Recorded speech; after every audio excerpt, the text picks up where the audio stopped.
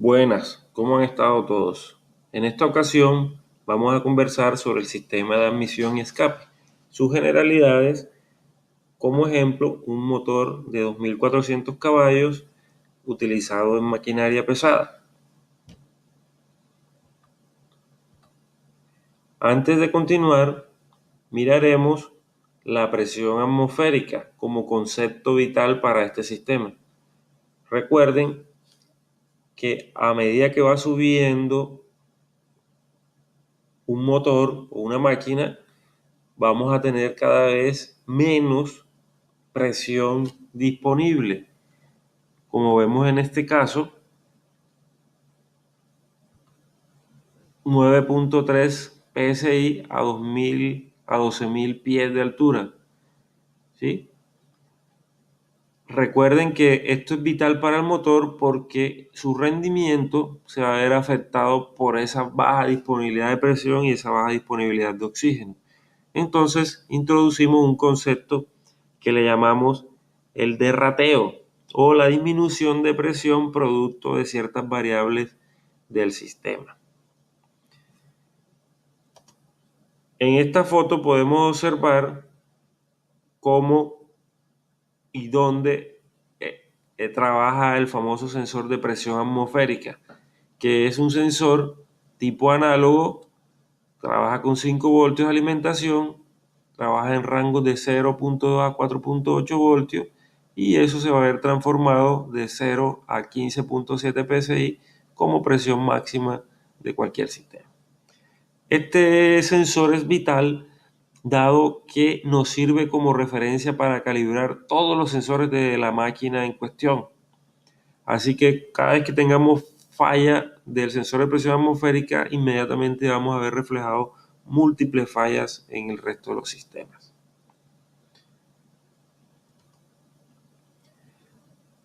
Uno de ellos es lo que se explica en esta gráfica.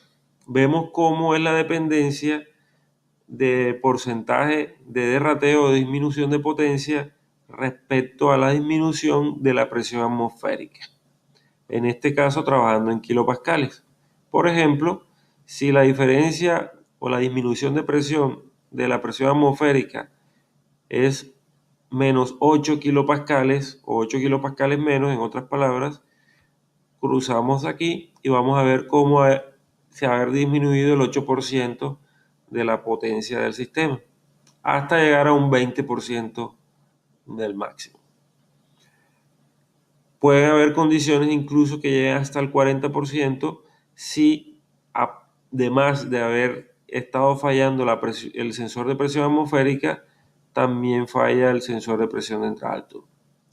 Cada motor tendrá unos regímenes o unas configuraciones diferentes. En este caso, por ejemplo, nos dice que esto funciona para cuando la altitud está por encima de los 2.300 metros. Hay otros que trabajan, por ejemplo, desde los 200 metros ya vienen presentando esta condición.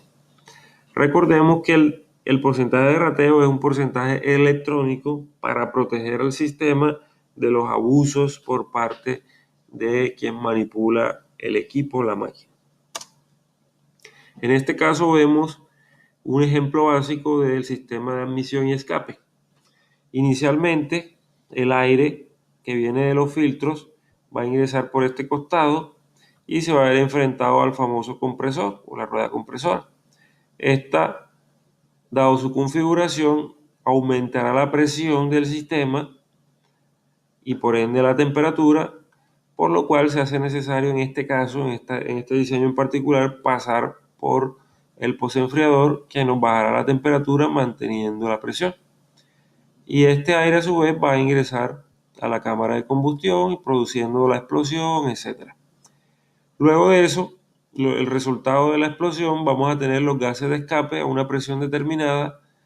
Esos gases de escape van a devolverse por los manifolds y van a llegar a la etapa o a la rueda de turbina, donde la energía residual que viene en esos gases va a acelerar la turbina y por ende va a acelerar el compresor, produciendo a su vez mayor presión. Luego de eso, los gases de escape ya con una menor presión salen a la atmósfera. En la foto observamos un ejemplo de un motor diésel en el cual podemos ver 4 sistemas o 4 equipos de turbocompresión, ¿sí? Son 2 en paralelo y 2 en paralelo. Podemos ver, como decíamos en la ilustración anterior, que en este motor en B de la rueda compresora sale una línea que entra al pozo enfriador, igualmente para el lado contrario.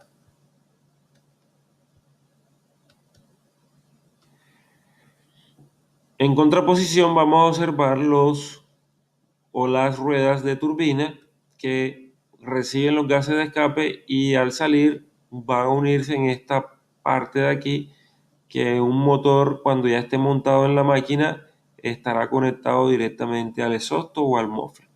Vemos cómo el lado o la bancada contraria también vamos a encontrar la misma situación.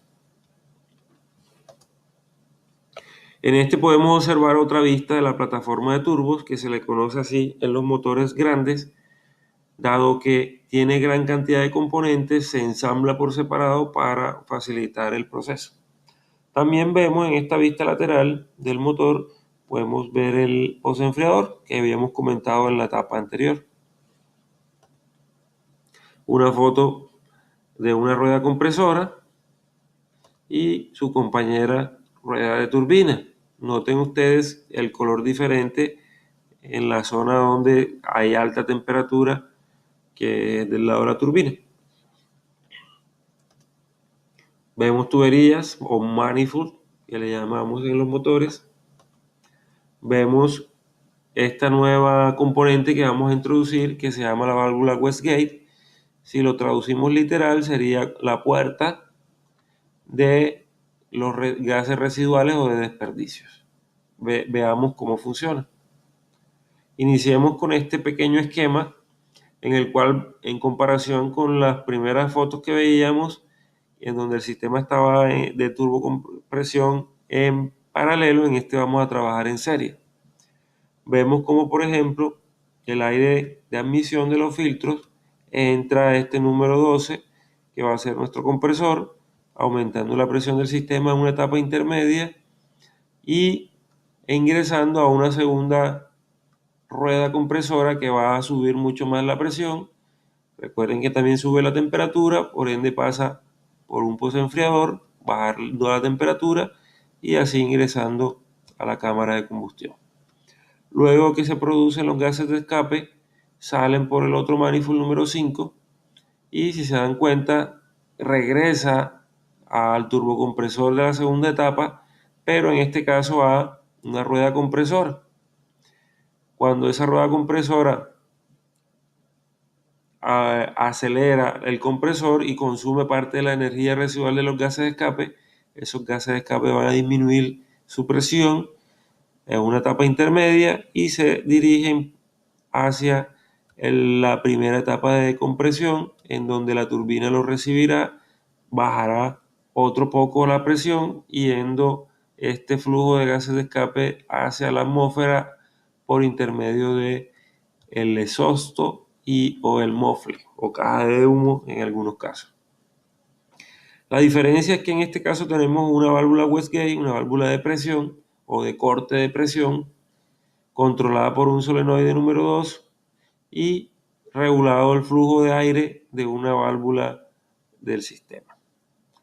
Entonces, cada vez que la presión del sistema, por ejemplo, aquí en esta zona, esté aumentando por encima de los valores de diseño, la computadora dará una orden a la electroválvula y esta a su vez activará subiendo la válvula Westgate, la cual permitirá que parte de los gases que iban a la compresión, a la rueda de turbina, se deriven directamente hacia el muffler, sin entregar su energía a esos turbocompresores.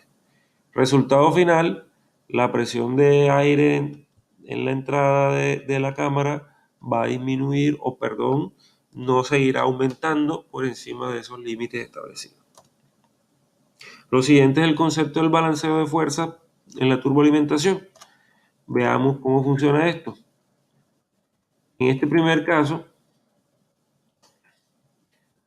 tenemos un motor en B, pero noten ustedes cómo el aire comprimido de un lado o de una bancada sale y alimenta la bancada contraria, a la cual produce unos gases de escape que mueven un turbocompresor y este a su vez envía aire comprimido hacia la bancada contraria.